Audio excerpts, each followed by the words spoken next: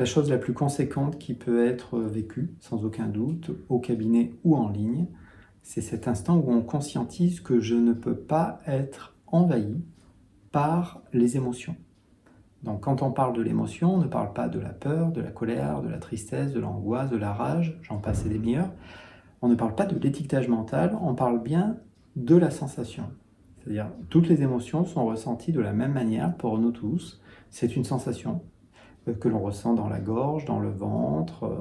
C'est comme une oppression qu'on a au niveau du thorax. Plus rare, ça peut être un poids sur les épaules. Et nous avons tous appris, dans une certaine mesure, à fuir ces sensations de mille et une manières. Et ce qui est proposé quand on fait de la désensibilisation oculaire, la technique du crayon PNL que je pourrais vous proposer aussi, ou de l'hypnose, c'est simplement se conscientiser que je ne peux pas être envahi par l'émotion parce que je l'aperçois. Et pour que cette phrase fasse du sens, c'est-à-dire que je ne peux pas être envahi par mes émotions parce que je l'aperçois, il faut localiser, c'est la première étape, localiser où est la sensation. Après, il y a tout un travail, je vous accompagnerai, pour justement se rendre compte que cette sensation semble localisée, et lorsque cette sensation, je ne lui demande ni de rester, ni de partir, mais simplement je porte une attention dessus. On pourra utiliser aussi ce qu'on pourrait appeler des submodalités, mais je vous expliquerai ça si vous le souhaitez. Et bien à un moment donné, tout naturellement, cette sensation est très rapidement s'estompe, elle devient moins forte. On a l'impression qu'elle migre, qu'elle descend. Rien ne descend, bien sûr, mais quelque chose se fait plus léger. C'est valable pour les émotions les plus légères, c'est valable pour les chocs traumatiques aussi. Quand on commence à porter un regard un peu différent sur cette sensation, il ne s'agit pas de se raconter une histoire. Quelque chose qui a amplement échoué, c'est la gestion émotionnelle. La gestion émotionnelle ne fonctionne pas. Une émotion n'est pas quelque chose sur lequel on va pouvoir broder une histoire. Cette histoire ne tiendra pas durablement dans le temps.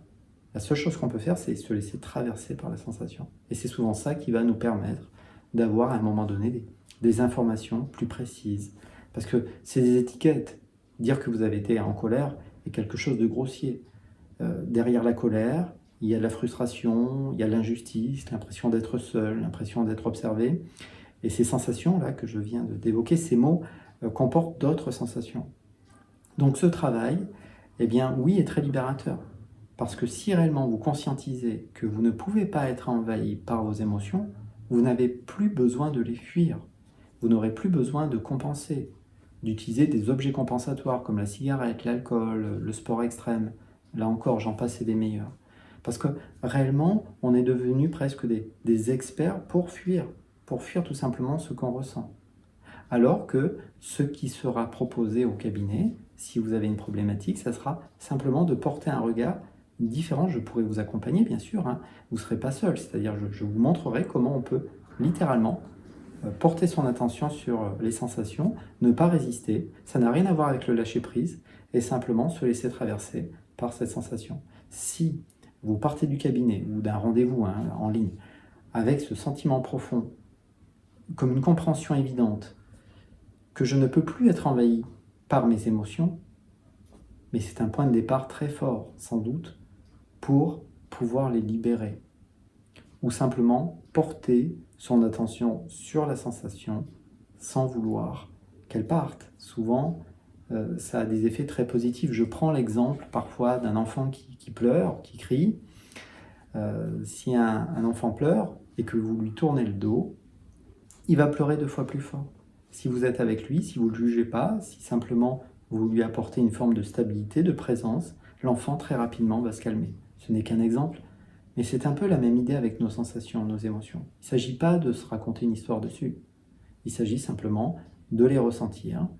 Et ce que nous ressentons n'est pas plus fort que la sensation, par exemple, d'un pied sur le sol. Mais comme c'est situé ici, ça semble plus délicat, notamment pour les plus rationnels d'entre nous qui avons tendance, encore une fois, d'être engloutis par ce que l'on n'arrive pas à analyser. Et donc là, avec les submodalités, vous allez pouvoir analyser autrement la sensation. Parce que l'étiquetage, dire j'ai peur, je suis en colère, je suis frustré, ce n'est pas suffisant. Souvent, quand on est seul avec une sensation, dire j'ai peur est presque totalement inutile, c'est vain. Ça ne sert à rien. Dire j'ai peur ne m'aide pas. Dire je suis en colère, je suis angoissé ne m'aide pas. Donc voilà, simplement, je voulais simplement exprimer que lorsque l'on parle de libération émotionnelle, eh bien cette libération ne peut pas avoir lieu contre vous-même.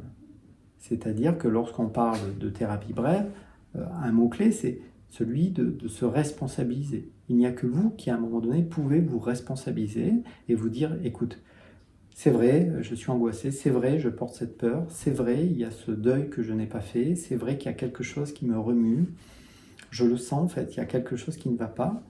Et là, si vous voulez, à partir de ce moment-là, à partir du moment où ça sera votre décision personnelle, alors là, je pourrai vous accompagner.